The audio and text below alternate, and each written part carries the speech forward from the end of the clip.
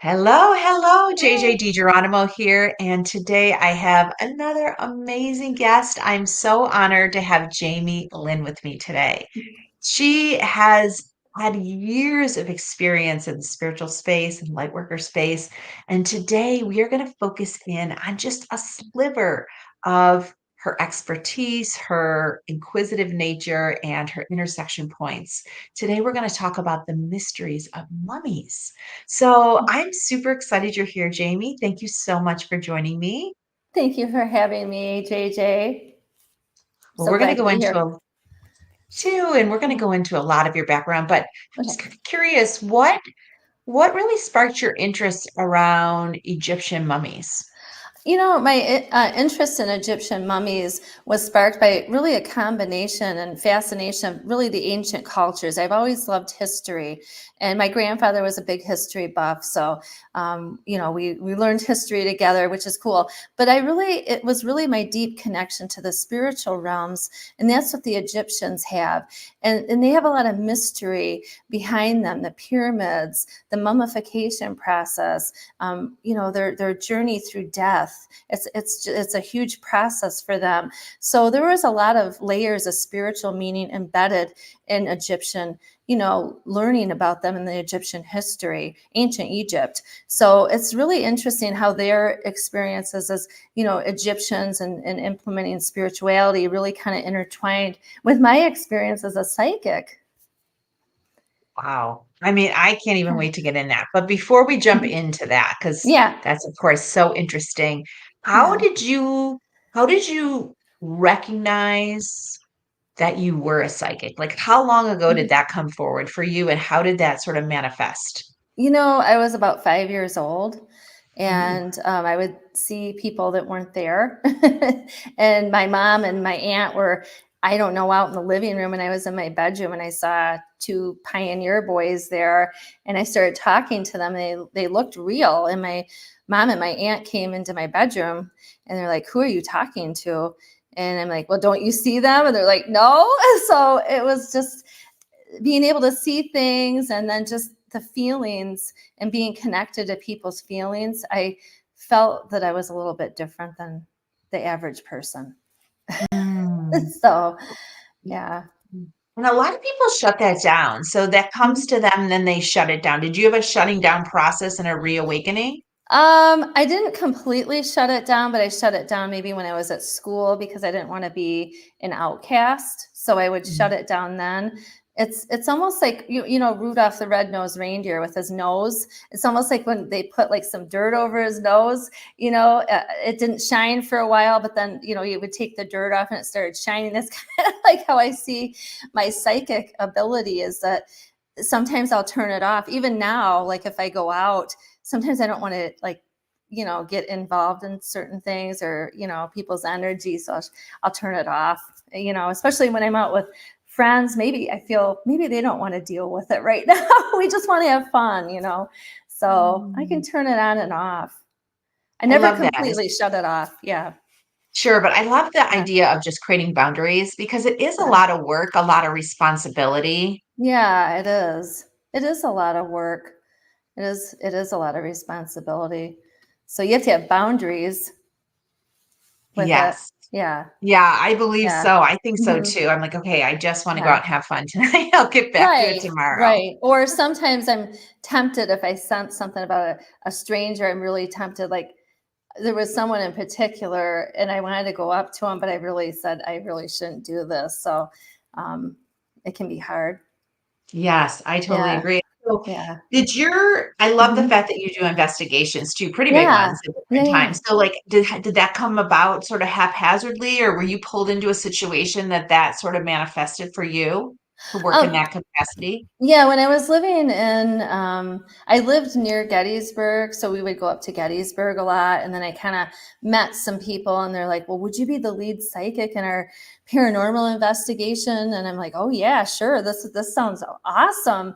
And then we moved to New England and like the Boston area, and then I interviewed for a group. I had to go interview for it because I was just really interested in it, and I wanted to continue it from Gettysburg. And I Mm. got accepted as the lead psychic of a professional paranormal group in the New England area. Oh. So yeah, it was really interesting. Well, I'm so excited Yeah, you're here because me too. I just love it that people have all these skill sets that come about at different times that, Yeah, some of us yeah, recognize it early, but then we shut it down and reawaken yeah, it. Others have, as we talked about, family members that help support us in yeah, times when we feel like we are an outcast. But yeah. I really just love the idea and sort of how you bring all these things together. So I'd love to talk about sort of the ancient culture of Mhm. Egypt and Okay. how that has really pulled you into sort of the mysteries of the mummies and how that impacts your work. Okay, well, the ancient cultures of Egypt it has a profound interconnectedness between the physical and spiritual world, and they believed in rituals and symbols and structures that could bridge the realms of those two worlds together. And I've encountered many instances where I do the Akashic record readings, and I kind of went into the pyramids and seeing how they did the mummification process and how they really valued the journey into the spirit world. So really, the alignment with the pyramids and the celestial bodies, they use sacred geometry too, which is really interesting and fascinating. And really the detailed mummification process were all testaments of their advanced spiritual knowledge in ancient Egypt. So that really fascinates me. I mean, even the pyramids, I mean, look at how they're Yeah, structured. They're still standing today. It's incredible. it is Yeah. incredible. And Yeah. so why do you think that oh yeah, we have a question too. So Oh, Diane, I'll put that up. okay. So why do you think we've lost some of that knowledge or we've run from Hmm. that knowledge? Fear is false ego appearing real, right? So I think it's Yes. fear, really, which is, Yes. yeah, but we need to get back to that because, Mm. we need to listen to our intuition and embrace that because there's nothing wrong with that. Yes, yes. Yeah. Well, I want to answer Diane joined us here and she asked us a Oh, question about, and okay. you can say if this is in scope or not for you. I'm Sure. horrible pronunciation, but so it's Oh, Akhenaton. oh, I don't know what that is. Is that? Oh, good. Well, maybe she can provide some guidance and we'll get Yeah. into that. But from your perspective, kind of jumping back into like Egypt and their beliefs about afterlife and Mhm. mummification process, can you share a couple insights or Yeah. glimpses that maybe caught you off guard or were an aha moment for you? Oh, you mean like with mummies and how they Yeah. just they wanted a safe passage, to the afterlife. That's what their goal was, and I think it was like a Mm. 70-day process. And so they would do this for the pharaohs, the more rich Egyptians, and they would provide them with gifts. And the other interesting thing is they would leave the heart in the body, because they felt like the heart was the center of our body. It was very important. But they would take the other organs out and put them in these special jars or clay jars. And it's just interesting how they preserved the body. They really respected it, and they would provide the mummy with gifts, and so they could take that into the spiritual life in the afterlife. So I thought that was Mm. really interesting. And the tombs are really interesting too that they built in Egypt. Some of them Yeah, have and like a so lot of what do you tunnels. Yeah. Yeah, yeah, I've seen Mhm. them on TV. Yeah. As I mentioned, my friend Elise, she does all these tours to Egypt and she's done so Wow. many. She gets in before it Yeah. opens and the general public Yeah. comes in. And so what do Yeah. you think, I feel like the mummification process, right? The journey Uh-huh. of the soul, leaving Yeah. this world and going to the next. Like Yeah.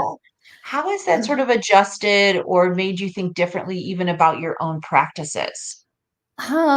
Just well, especially like being a paranormal investigator, there's some places we would go into and there were energies or entities there that were stuck. They weren't Mm. moving on, and they were haunting a house, people lived in. So, but that's just like with the Egyptians. They were led into the afterlife, and I feel that I could do that as a psychic medium, help maybe somebody transition. It's just helping a soul maybe transition into the afterlife.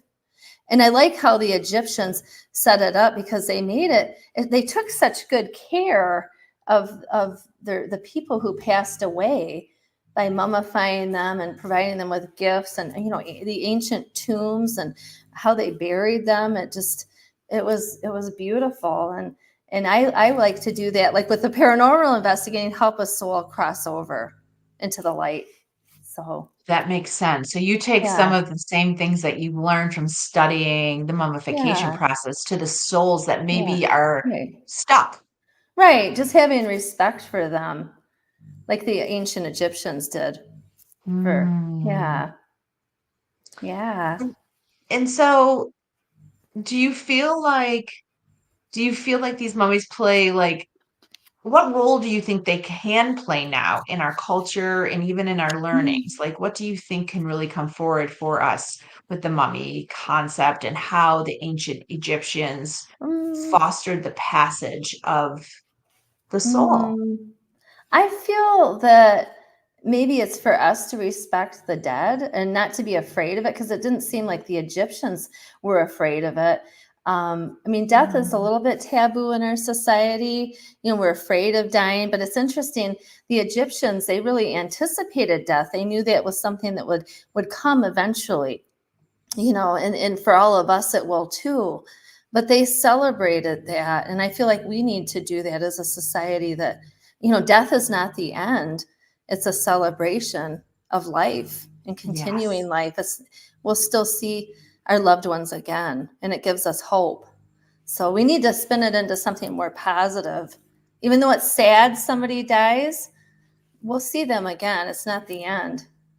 They're just going Yeah, to a my different dad is realm. getting ready to cross over, and I've Oh, continued to just tell him, like, I'm sorry. this is just a checkbox on your soul journey. Like you did a Yeah, great job. You were a human. You had all these experiences, yeah, and now your soul's going to move on to another experience. And this is yeah. not goodbye. This is just like, I'll see you soon. Right, exactly. And I think that that's what the mummies did. They really anticipated, or they prepared for this, for the soul's journey, even while the person was still living, which is interesting.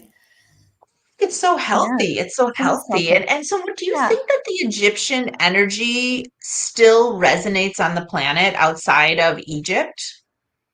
Yes, I do. I mean, they had a sun god. I mean, you know what I mean? And I just feel like their energy is still with us today. They seem like a very advanced culture from what I've studied. And um, I don't know, they seemed peaceful, and I don't know, they had a lot to share with people. I feel, I feel Hmm. like it still has.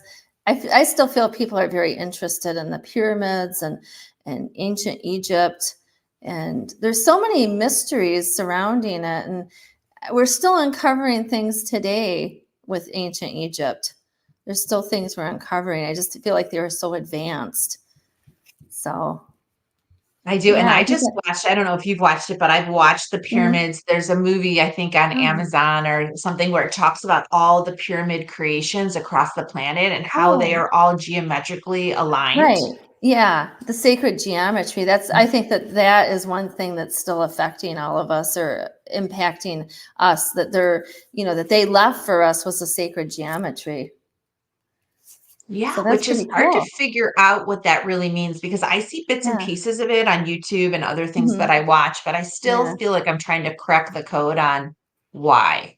Exactly. And how cool is this? They didn't have iPhones back there. They didn't have the internet, and they did all this stuff like without all that. So I mean, it's possible. Yes, I It's agree with you. I think we very, have so much knowing that we don't even tap into yeah, because I do exactly. think, and I say this, the Mhm. television and the phone Yeah. now tells us what we should be thinking, how we should be feeling. And if you Yeah. get stuck in that energy, it's hard to get out of that ego energy to Yeah, really tap into the wisdom light, the light of wisdom. exactly. I agree with that for sure. Yeah. So do you Yeah. think, we're going into Mhm. the age of Aquarius, there's all these advancements on the horizon coming. Mhm. What do you Yeah. think is going to be maybe uncovered or determined or even leveraged Oh. that we haven't done yet? Maybe with the Egyptian energy or just the energy on the planet?